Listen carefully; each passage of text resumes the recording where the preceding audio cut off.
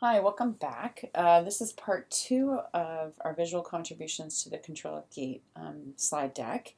And for this set, I really want to talk a little bit about visual gaze and how we actually measure that within the research lab.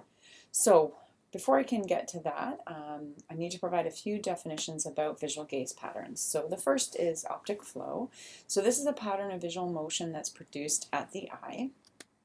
And in the literature, you'll see terms like focus of expansion.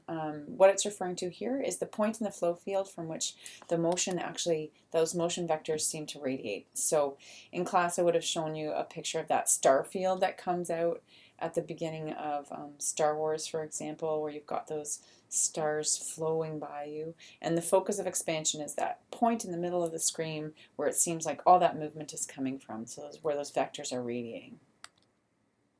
So a perceived target is when we're moving towards an object that's based on its relationship to you in space. So this is where you may have your gaze that's fixated either on a specific object, maybe that's a street sign, or a friend that's in the distance. Or it could be travel gaze, and by travel gaze I mean that your gaze is moving along with you. So it could be that you're just following along, just maybe tracing exactly where you are in space, and actually having this nice smooth projection of, like, if you imagine a vector coming out of your eyes, that you're sort of, it's moving with you in front of you, just to check to make sure that the surrounding is safe. For example, you're looking for any type of slippery surface, that type of thing, whenever we're moving through the world. Saccade is a very quick and accurate eye movement, and it's used to explore the visual environment around us. Interestingly, it can actually be made to a visual target, so something that you're looking at in the environment, but it could also be made to a verbal or to a tactile stimuli. So if somebody reached up behind you and tapped you on the shoulder, you could make a visual saccade to where they touched you on the shoulder to get your attention. Or it could be a verbal cue, like somebody shouting, "Hey," in the distance. You can suddenly divert your gaze using a saccadic eye movement, a very quick, rapid eye movement. What's really cool is that scientists have actually studied this, and you can actually shift our fovea, or our focus, our visual focus, rapidly to a visual target at speeds up to about 900 degrees per second, so that's pretty cool. What's really interesting, though, is that it's not possible to modify visual feedback during the course of a single saccade. So once you've started that eye movement, you cannot stop it. It's so rapid, so quick. But you can make successive saccadic eye movements to correct for any errors in your direction of the gaze movement. So let's say you heard somebody shouting your name, you suddenly started to look in that direction, and you realized that you were off by a little bit, and you could adjust the saccadic eye movements to occur into the correct direction if you were off. And I just wanted to highlight that there's some great information out there on technology in this area of study, how it's being used in the literature. If you want to get lost in a few really cool articles, there's some great ones here. I've just provided that website. It's really neat in terms of how they're using technology to track eye movements right now. Okay, so if we were in class, I would show you this video. It's I've given you the link right there on YouTube, and this is an example, a sports example actually for golf. And in this video, you'll see a red circle. And that's going to be the gaze vector that's coming from the eye. So what scientists can do is they can actually do a calibration procedure where they can attach using a visor, that type of apparatus similar to the technology that I linked you to on the previous slide. So you have a camera that's looking at the world that the person's moving through or standing in, whatever, and also a second camera that's looking at the eye movement itself. And when the two cameras are calibrated, and you'll actually determine, or you can actually obtain a gaze vector from the eye. And in this example for golf, what you'll see is that occasionally during the actual putting maneuver, that circle is fixed on the club head, could be fixed on the ball when they're lining up the shot. And after the putt, the red circle appears to jump. And this is actually a saccadic eye movement, so that's a quick eye movement. In the video, also look for smoother movements of that red circle, so it appears to move in a line, and this would be an example of travel gaze. So I just want you to take a look at that video just so you sort of see what the terms travel gaze and target fixation really mean. Okay, so with that in mind, I really want to think about the idea about vision and how it's used. So we're going to come back to travel gaze and fixation in a few slides when we talk about some of the experiments that have been done. But first I want to challenge this idea. So we actually can continue walking without continual guidance for short periods, and it implies actually that our vision can be intermittently used for other purposes. For example, we can keep walking down the street, and we can also look at the street sign because it's a bit confusing. 36th Avenue, 36th Street, where do you want to be? So it's important that we can actually continue moving through the world, direct our visual attention somewhere else without having to completely arrest our movement and stop to have to read this sign. So there were some really cool studies that were done way back in the 80s now that were sort of curious about this idea. And the take-home message here is in the title. So people can actually walk blindfoot for up to 8 or 9 meters before they become disoriented. So to get you oriented to this slide, individuals on the left-hand panel, you'll see that they would be starting along this 8-meter walkway, or sorry, along this quite a large walkway. It was about 21 meters long. And they would start walking, and they would have to, at the end of the pathway, there was a target that they had to get to, and what they were looking at was a really simple measure. It was just distance here. So they'd be standing at the very beginning of the walkway, and participants would be asked to just start to walk. They would be then, the target would be located in different locations, so that's noted on the right-hand side of the screen. So the distance of the target was either 3, 6, 9, 12, 15, 18, or 21 meters away. And they would have to stop on that target.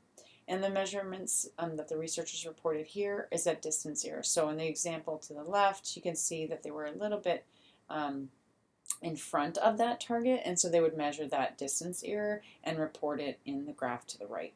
So what did they see? So first off, they saw that when you were blindfolded and had to, you'd see the target, then the blindfold would be put on, and you were allowed to start walking. And when that target was located from 3, 6, or 9 meters from that start position, it was no problem. You could actually have very little distance error. But past that, past the 9 meters, 8 to 9 meters, is where you start to see highly variable behavior, and you are off in some cases by plus or minus close to 2 meters. So this was an interesting finding, that it was really this distance of 8 to 9 meters that seemed to be this magical distance where you were able to walk without being able to see the end target. You could just base it on your memory, your remembered location of where that target was when you were quietly standing before you started to move through the world. Cool study. So what was interesting from this then is that we were able to conclude that locomotion can actually be carried out without continuous visual guidance. So it implied a role for memory in how we're moving through our world. But one of the questions that came up after this study was published was that, well, we know that memory is actually short-term, and we have a limited capacity. Imagine somebody's telling you your phone number. How long can you remember that for, unless you've got a really great memory? It may be quite short in terms of that length of time. So there was another study that was conducted a short time after that initial study, and this protocol was a little bit different. So the protocol was that they gave participants about 10 seconds to look at their environment, at the travel path in front of them. Then they included their vision just by using a simple blindfold so they couldn't cheat. They were asked to stand quietly, and they were asked to do this anywhere between 2 seconds and 128 seconds delay. And then they were required after that delay period to walk along a narrow walkway. Now this is quite narrow. The pathway was about 10 meters long, and the walkway was about just over 34 centimeters wide. So that is really narrow. And what they did was they actually measured the distance traveled without crossing a boundary on either side of that 34.2 centimeter wide walkway.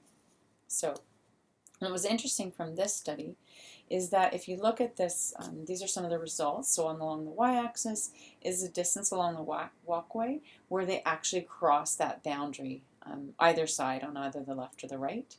And the delay period where they were asked to So they would actually see the walkway, and then they would occlude the vision. So they just delayed how long it was before they got them to look at the walkway, put the blindfold on, and then said, walk. So for example, for the 16 seconds, the participants would see the walkway, they'd be blindfolded for 16 seconds, and then told to walk straight ahead. And then they measure the distance that they traveled without crossing that boundary. So that's the distance along the y-axis right there.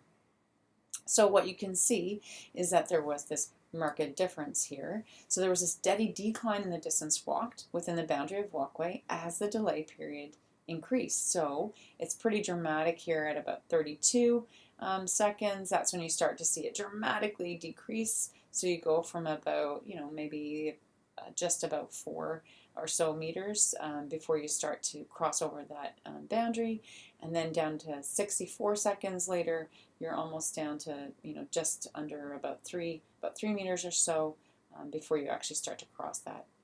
So what was interesting was that in the previous slide, those researchers were really focused on the distance traveled before they couldn't hit the target, and that was, if you remember, that was between 8 to 9 meters before you start to see high variability amongst your population.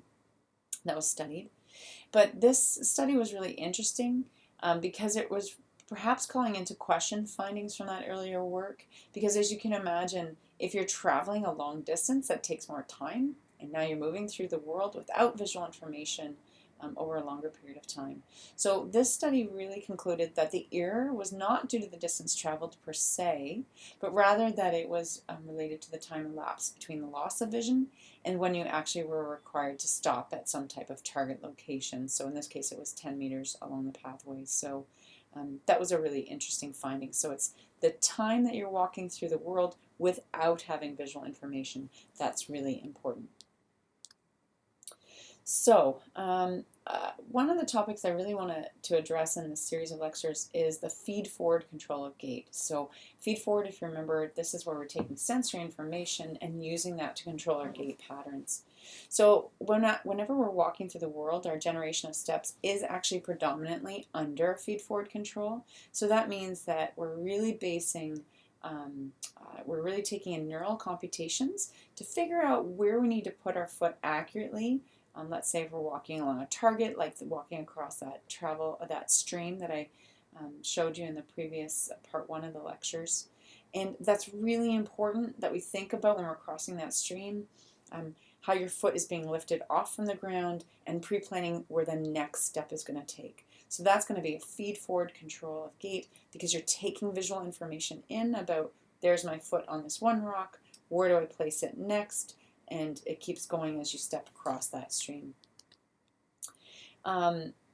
So what we do know from the literature is that visual information describing the position of one's limb is not essential for the success. So even if we have knowledge of the target location, we're sufficient to a certain extent, right? That's what the last 2 slides showed us, that we actually can walk along at least a straight travel path for about 9 meters, and we're pretty good as long as that duration of the delay, or as we move through the world, if that's not longer than, let's say, 32 or 64 seconds between having vision and not having vision. So as long as we have sort of an image or a memory of where that target location was at the beginning, we can successfully move through that world.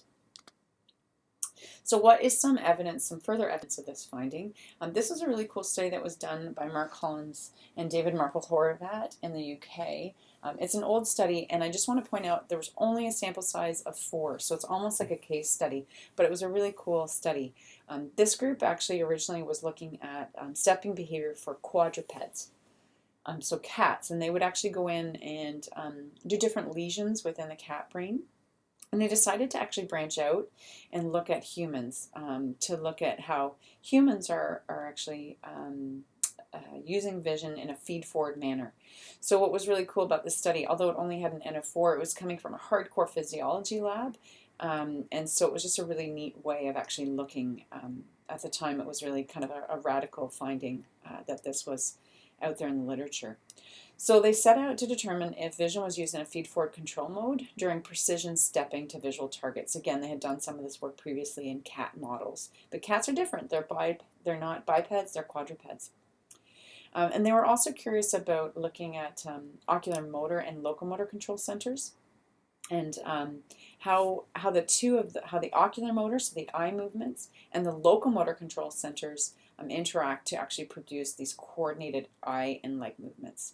So in this image in part A, this was a travel path that they designed. This was simply a wooden walkway, and they had little stepping stones, something that you might see in like a back garden, and LED lights that would light up. And they could actually control this based on a little foot switch that was placed on the heels of the participants as they walk through this world.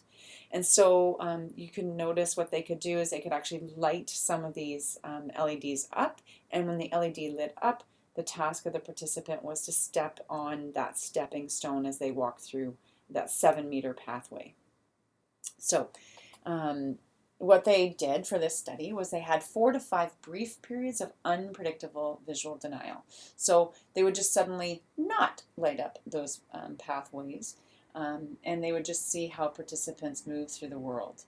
One of the things that was really important to note for this experimental paradigm was that the only source of visual information available was those LEDs within the stepping stone locations. So this was actually performed in a dark laboratory environment.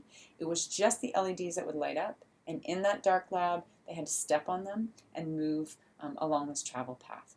So again, when the LEDs were off, it was in complete darkness. So I'm just going to animate this so that you can follow along with what the task was. So the participants would be standing at the start of this travel path, and they had these foot switches on their left foot. So you can see where it says off for the left foot in green. That's when their foot was off the ground, and on was when the foot was on the ground. And then they had the same idea for the right foot. So you'll notice periods of single support would be where that either the right or the left foot is in the air, and double support would be where you can actually see periods where both feet were on the ground.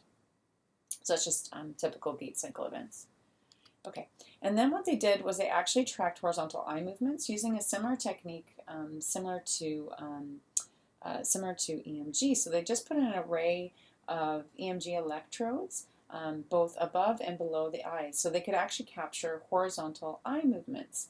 Remember, this was a physiology lab that usually worked with cats, so they had limited technology, and so this was just a really cool way. Once they did a calibration procedure so that they knew that a certain amount of muscle activity was correlated to a certain amount of eye movement. So that was really cool. So then that's how they came up with this horizontal eye movement that I've outlined in blue that was related to degrees of eye movement within the orbit. So just like you might take EMG and talk about it as a percentage of force or as a percentage of IMVC, so voluntary your maximum voluntary contractions, they did sort of the same idea to normalize it to degrees of eye movement. And again, just as an example, let's say this, I've highlighted this one stepping stone. Let's say that lit up. And then the participants would actually make contact with that LED light with their left foot. And you can see here in the blue line that the horizontal eye movement preceded that left foot motion. So this is where the horizontal eye movement, that saccadic eye movement was occurring. Now they didn't know exactly if they were looking at that stepping stone, but they inferred that that horizontal eye movement was on that stepping stone because it was in a dark environment, there's nowhere else to look. So that stepping stone would light up, they would make an eye movement to that stepping stone, and then they would place their left foot on that stepping stone as they walked through the world. And that's where that start of that horizontal eye movement occurred. Okay. So one of the things that they also did, remember, was they had these periods of visual denial.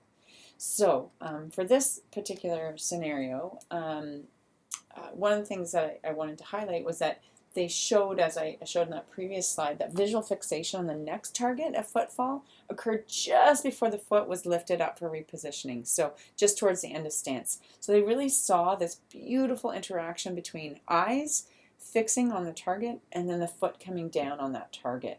So it was this really lovely sort of a sequence of movement that was occurring. And accurate saccadic eye movements were followed by accurate steps to the next target, even when visual information was delayed. So that's what I've tried to outline here to the right. So remember, there was a period of 4 to 5 seconds of visual denial in a few trials. So what they would do is, you would normally, as you can imagine, as you're moving through the world, you're walking in a dark environment, and these lights are lighting up on these stepping stones, and your task is to step on them. What they could do is they could actually delay it by up to about 500 milliseconds, which is about a step or so. So they would delay turning on those lights. So you can imagine, as a participant, you're like, what's going on? When is the light coming on? And what they could actually do is, so that's what's noted here in terms of this period of visual denial. And what you see is that individuals are trying here to make that saccadic eye movement. So the bottom traces that horizontal rotation in the orbit of the eye. And you can see that people are trying to make that horizontal eye movement. So they were trying to sort of get whatever information they possibly could from the environment. And then they would be turning off that foot motion. So this was actually a really cool finding from this work, because they showed that saccades to these invisible targets, they weren't really invisible, they just couldn't see them, because remember, it was a dark environment.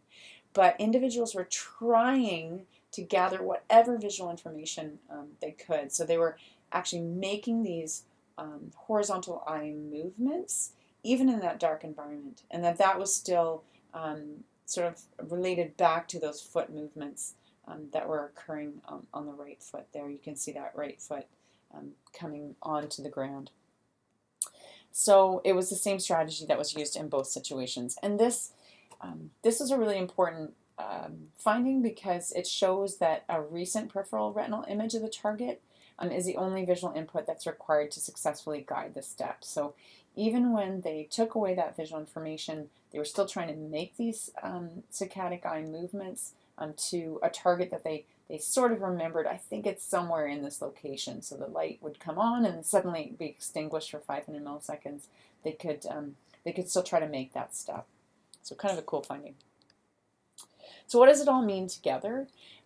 This study was really interesting, because it showed that vision is actually used in a feed-forward manner to plan future stepping actions, and that the eye and the stepping motor control systems don't act independently, but rather there's this nice coordinated pattern of eyes and stepping movements, at least for this type of a task, which is quite, arguably it's quite controlled.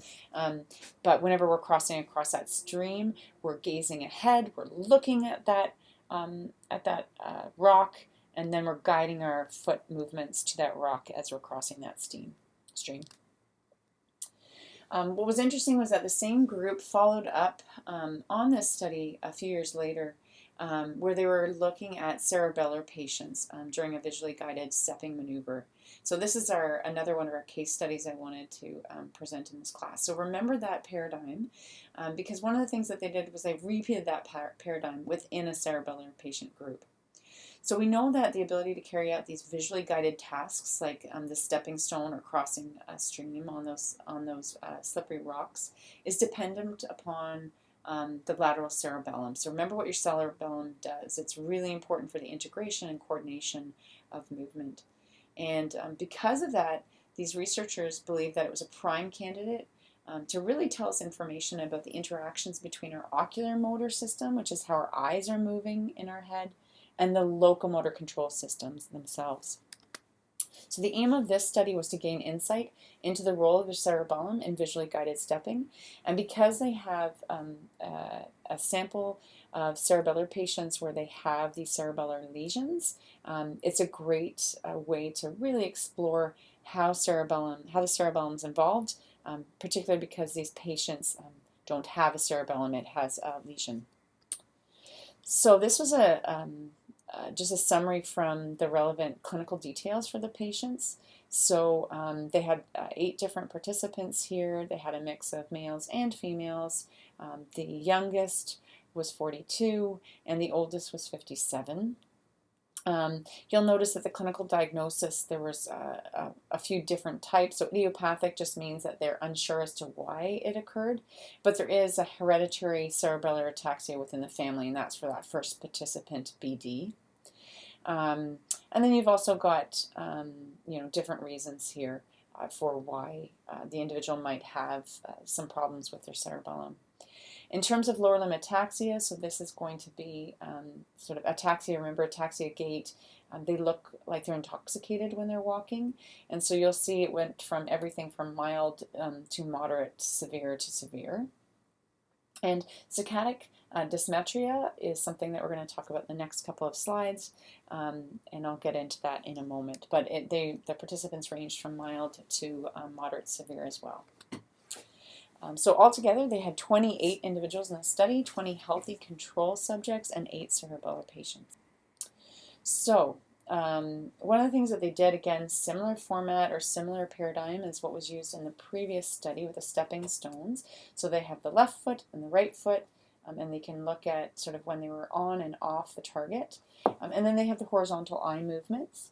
And then you'll see a blow-up image of saccadic eye movements here for the left and for the right, and then the actual saccadic eye movement itself. So I'll walk you through that slide, this slide one at a time here when I go through it slowly.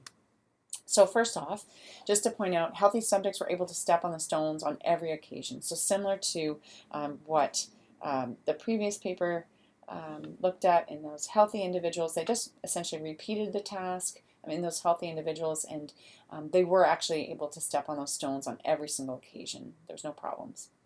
But there were times in the cerebellar patients, in contrast, failed to step on the targets.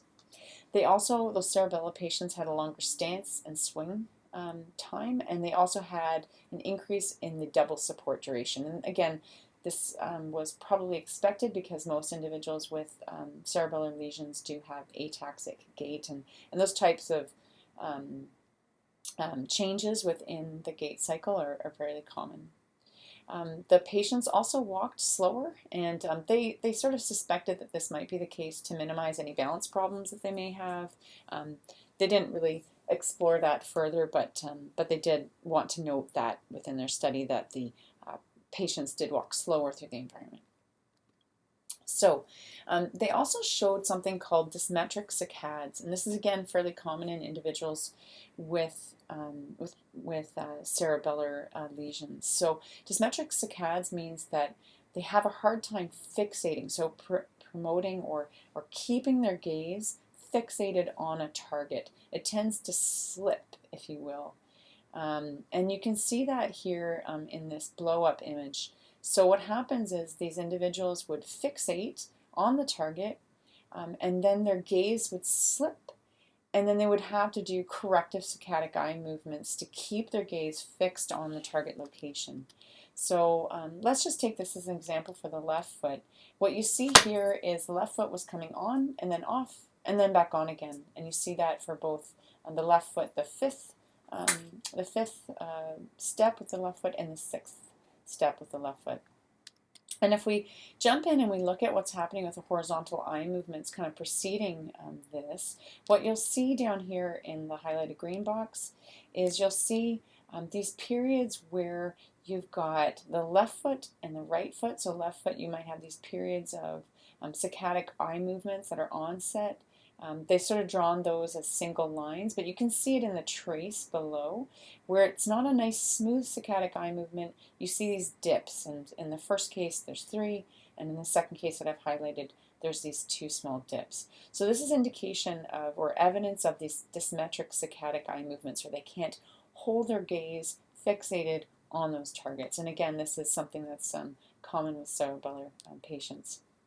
You can see this again also with the right foot, and also with these with the horizontal movements. You'll see that these dysmetric saccadic eye movements are coupled with problems or challenges with maintaining the left foot on the ground or the right foot on the ground.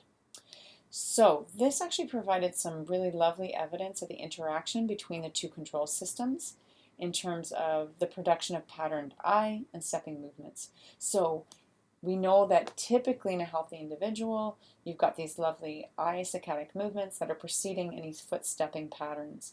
For this group of individuals with cerebellar lesions, their eyes, they cannot keep fixated on that their saccadic eye movements are jumpy, if you will.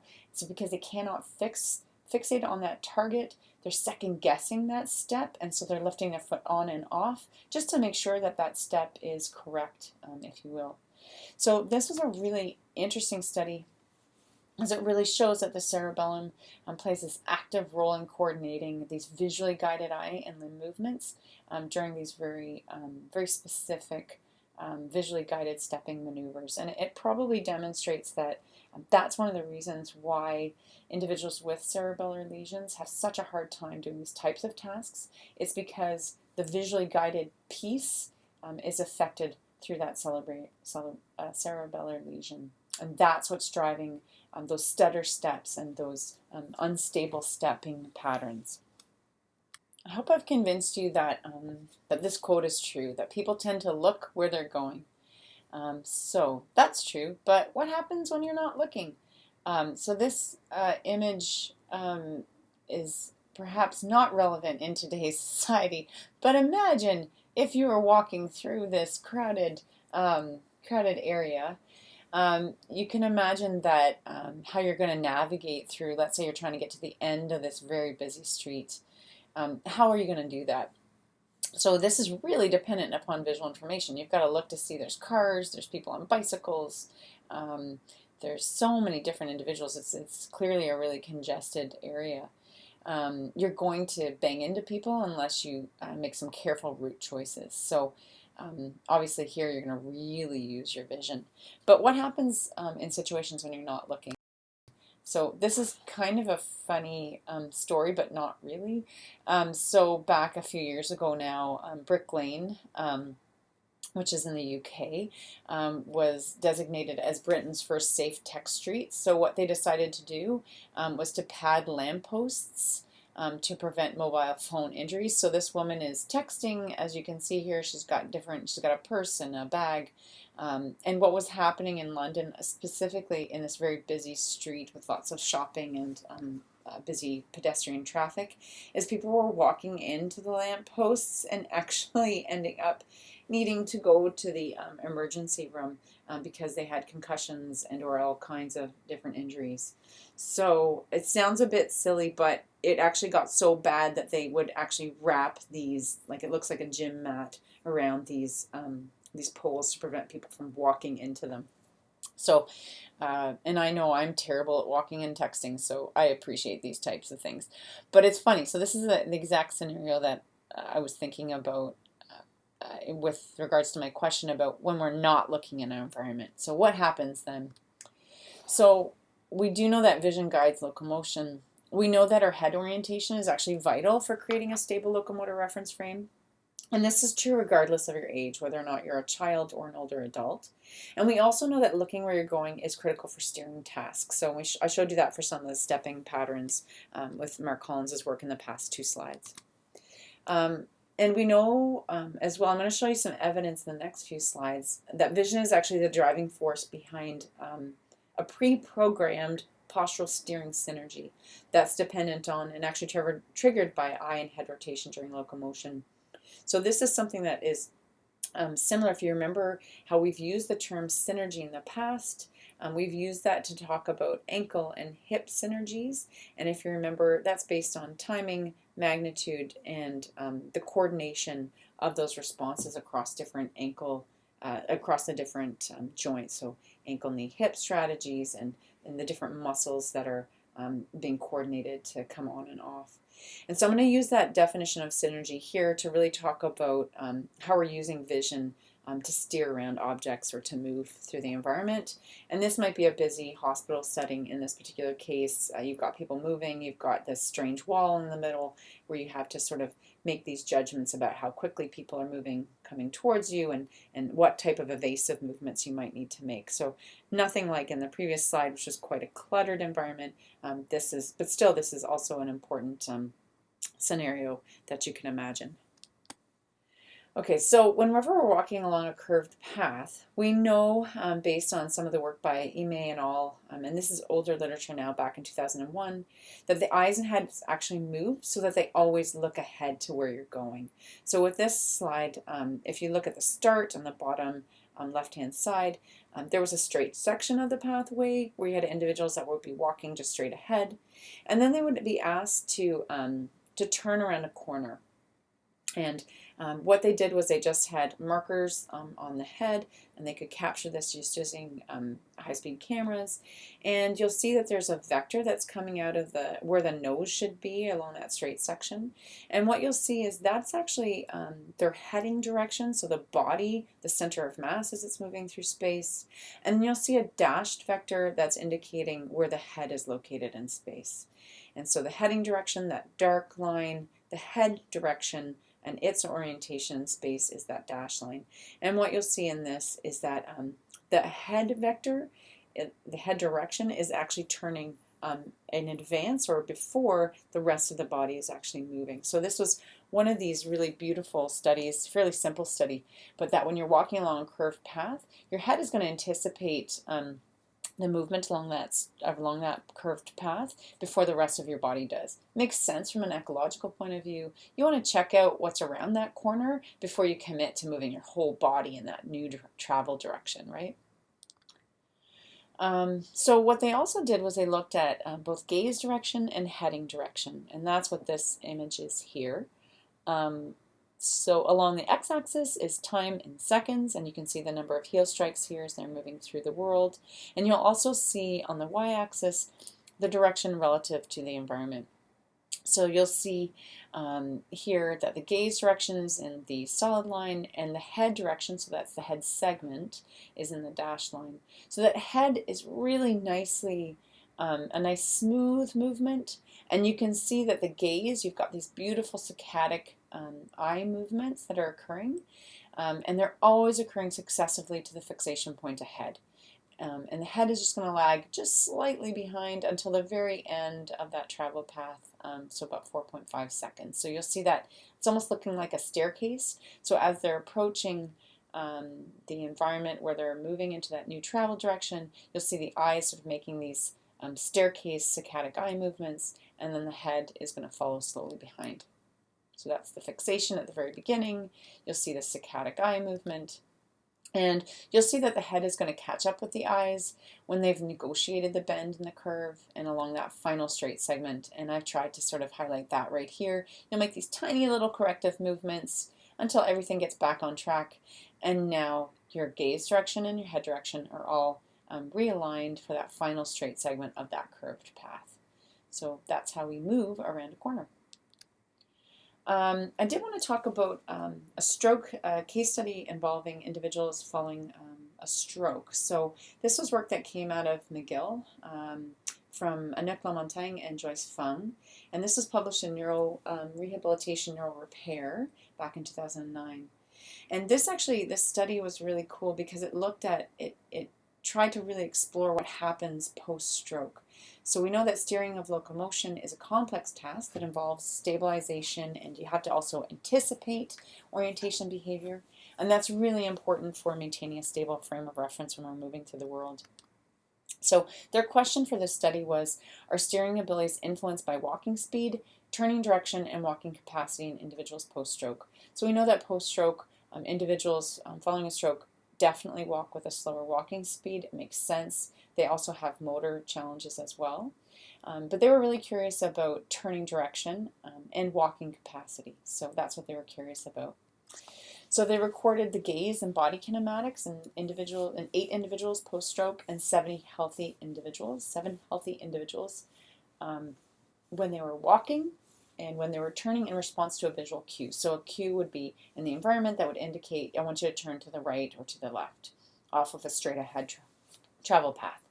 And they found that in individuals with a stroke, they had an abnormally large and uncoordinated eye and head gaze motion, and the sequence of gaze, head, and thoracic pelvis rotations were also disrupted.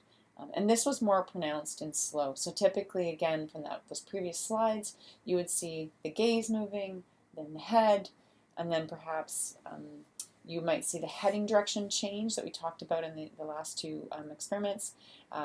This group, Lamontagne and Fung, looked at thorax and pelvis as their heading directions. So normally you would expect to see the eyes moving in their gaze, then the head, and then that thorax and pelvis segment moving in a new direction. But this was disrupted in individuals post-stroke. And this was more pronounced in the trials where they had asked individuals to walk at a slower gait pace. Sometimes they also asked them to walk at a faster gait speed if they could. This wasn't as apparent. These disruptions in this steering sequence was not as apparent when they were walking faster. So one of the conclusions from this work was that stroke alters the stabilization and orientation behavior during the steering locomotion. And this was not actually attributed just to the slow walking speed, but rather by a combination of perhaps biomechanical factors, maybe also, so biomechanical factors, this could be their ability to make sure that they have symmetrical gait following a stroke. Also due to perhaps deficits in sensory motor integration. That's just depends on where in the brain the stroke occurred. And also perhaps altered vestibular ocular reflexes, perhaps something similar to what was happening with the cerebellar patients. They didn't have that data in terms of dysmetric saccadic eye movements, but they suspected that they may also have some problems with that as well. I don't often talk about my work in class, but I wanted to highlight this work that was done by one of my former PhD students who's now on faculty at UPI, and collaborative work that we did with Mark Hollins, who did that stepping stone study a while back. So this was just a great opportunity for my student to get over to the UK and to work with Dr. Hollins. And this study was a really interesting one that came about because at various conferences and different meetings, Dr. Hollins and I would often have debates about what was really occurring in these steering synergies. And so we decided to actually conduct an experiment, and Becky, my student, was able to actually do that in his research laboratory. So we knew from the literature at the time that the steering synergy was prevalent. So what that means is that you've got gaze or eye and head rotations that are occurring in a new travel direction, and this was preceding body rotation by as much as 1.5 seconds. It just depended on the study and what they were looking at. So we knew that at the time that was definitely occurring. And one of the questions that and why that was occurring is because we knew that this was really important to make sure that we have a stable reference frame to guide whole body redirections. So whenever we're going around a curve, again, we want to make sure that whenever we're changing our travel direction, there's nobody going to be jumping out from behind this corridor, that it's a safe environment that we can then proceed in. So it makes sense that we're going to sort of look around that corner before we commit our whole body to moving in that new travel direction. One of the questions that we had was, can we actually present a visual rotation of the external environment and induce a whole body rotation within a new travel direction? So really what this study was looking at is it the actual visual information that's guiding this movement, or is it the eye motion itself? So is it the richness of what's behind that corridor, or is it the ocular motor movement of the eyes within their head that are driving this? So we were actually able to use some cool technology, so virtual reality, to try to simulate that environment. So you can imagine this world that I've depicted in this very narrow corridor. We could actually present just a visual cue that would indicate that people were actually moving in this environment. So this is actually, we included an N of 5 here, and participants were actually stepping in place during this task. So we actually had some reviewers asking us the question, is this a good surrogate for walking within the world? And it actually was. People were actually really, this visual surround was so salient. So they were watching a virtual scene that was moving as if they were walking down the hallway. And it gave individuals the perception that they were moving forward, that they were stepping forward within this world. And it was a really very powerful, for anybody who plays video games, it's a very powerful visual cue. So the task was moving through, stepping in place, and the visual world would be moving as if you were moving through the world. As you're approaching this corridor, this 90-degree corridor, it would give you the illusion that you would have to move to the right. And so it was just the virtual scene that was moving. The head, there was no instructions for people to move their heads or anything else other than stepping in place. And we were just curious to see if this visual, this really highly salient visual VR environment would actually elicit this steering synergy. So just by providing that visual cue, would we actually see steering maneuvers? So first off, we had to actually look at that. So on the bottom, on the x-axis here, we have eye movements, head, trunk, and pelvis movements.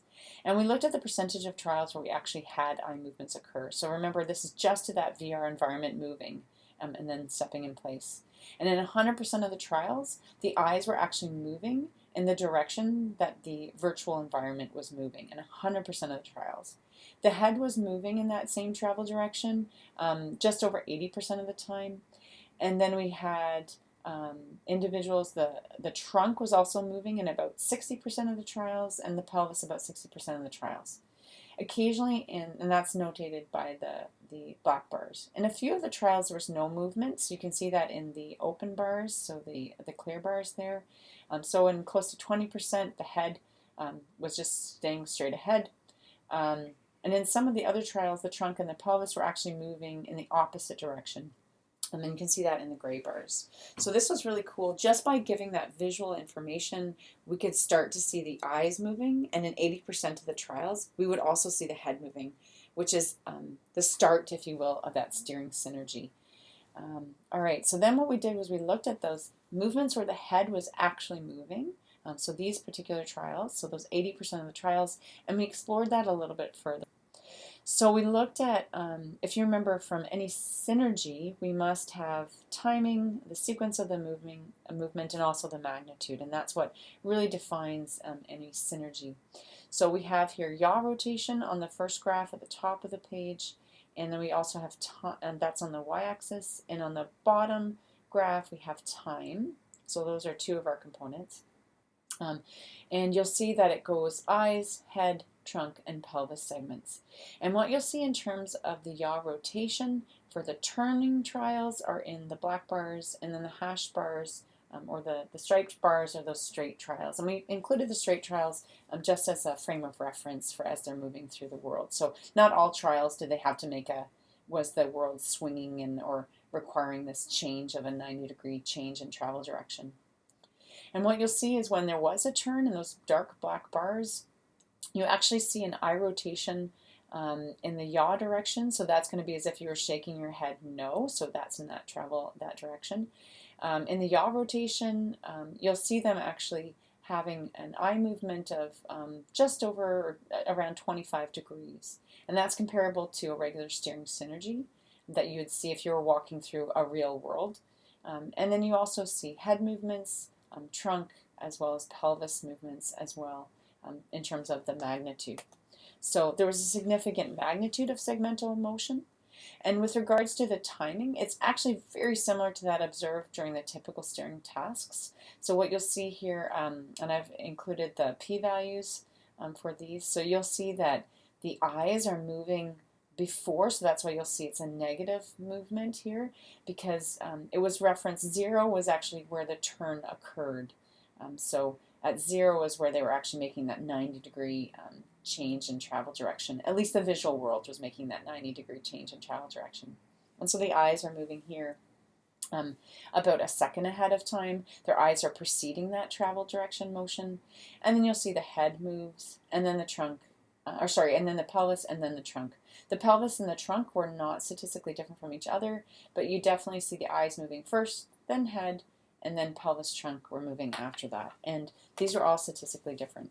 So once again, eye movement was initiating the redirection of body segments that was in the direction of the visual perturbation that was provided by this VR environment. So this was actually a steering behavior that we were able to elicit just by changing the visual environment. So this study really showed that redirection movements can be evoked using a VR environment, and that the steering synergy is actually a robust strategy that's actually controlled through visual processes. So this is actually something that's what we argued was hardwired into the system. And you might have experienced this maybe when you first started driving. I think I used this example in class. When you're first learning to drive on like a 401 highway, if you shoulder check, you have a tendency to turn in that travel direction. You can actually suppress it if you're really thinking about it and making sure, let's say you've got a semi-tractor trailer to your right, before you're trying to change lanes. You're going to be really aware of that perhaps and not evoke the steering synergy. But when you're a new driver, you have to be very aware of that you don't steer into that lane that you're changing. I wanted to just sort of highlight how VR can be used in terms of rehabilitation for locomotion.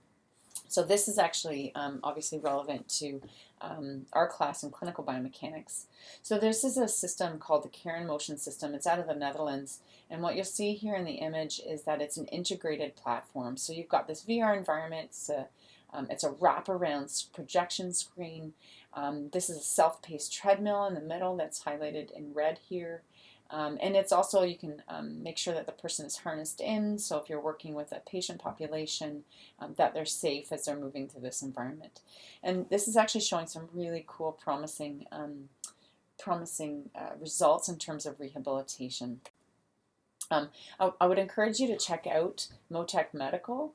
You can note this on their website right here, and if you just look at that very first video that's on their homepage, you'll see how the technology works. It's really cool. So take a look at that and make sure that you sort of familiarize yourself a little bit with that technology.